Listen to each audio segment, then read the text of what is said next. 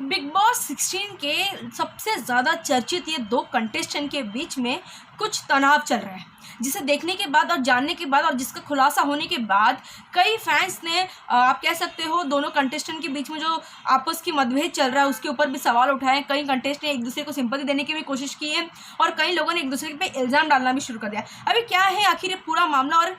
किस दो कंटेस्टेंट के बीच में चल रहा है तनाव का माहौल, आइए देखते हैं पूरी खबर। So hello and welcome to FIFA फूस। मैं हूं आपकी दोस्त और इस शो की होस्ट दीप्ति बिस्वाल।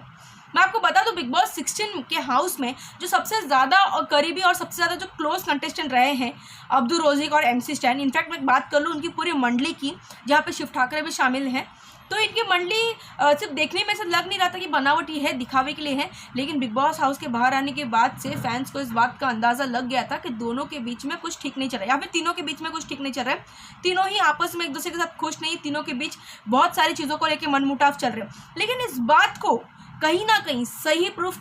करता हुआ नज़र आ रहा है, बिकॉज अब्दू ने अपने सोशल मीडिया अकाउंट इंस्टाग्राम के ज़रिए लाइव आके एक ऐसी बात कही, एक ऐसा स्टेटमेंट दिया है जिसको सुनने के बाद अब्दू के सारे फैंस शॉक में आ चुके हैं और कहीं ना कहीं MC स्टैन के ऊपर कई सवाल खड़े कर दिए हैं। मुझे बताते हुए बेहद दुख भी हो रहा है, बिकॉज कभी किसी ने सोचा ही नहीं रहेगा यार कि मतलब इन दोनों को भी कभी अलग होना पड़ सकता है या फिर इन दोनों के बीच में भी कुछ ऐसे इश्यूज आ सकते हैं।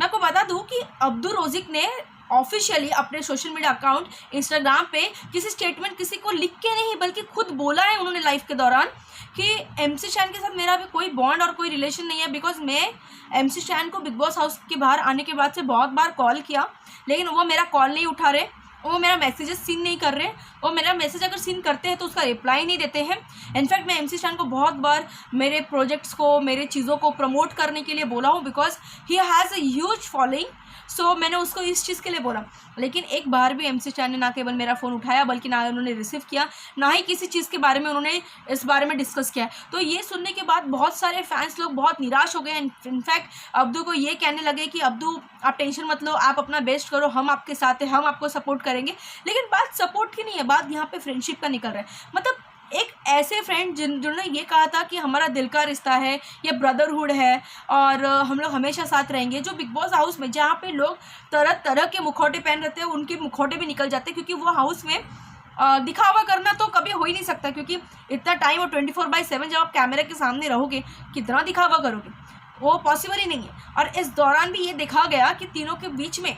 स्पेशली शिव ठाकरे, अब्दू और MC स्टैन के बीच में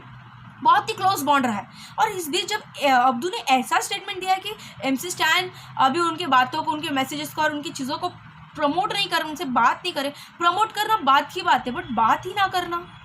मतलब ये एक फ्रेंडशिप का दायरा नहीं होना चाहिए। फ्रेंडशिप के बीच में कभी मिसकम्युनिकेशन नहीं होना चाहिए, और ये मिसकम्युनिकेशन का लाइन अब्दू और स्टैन के बीच में खिंच चुका है। अभी कितने दूर तक रहेगा और MC स्टैन इसके ऊपर क्या रिएक्शन देते हैं, क्या MC स्टैन इस चीज़ के बारे में बोलेंगे, अभी नेक्स्ट जब भी मीडिया रिएक्शन रहेगा और MC स्टैन से इस बात का सवाल किया जाएगा, हम आपको इसकी पूरी डिटेल्स ज़रूर बताएंगे। फिलहाल के लिए बस इतना ही, और खबरों के लिए आप हमें फॉलो करिए और देखते रहिए फीफा फूस।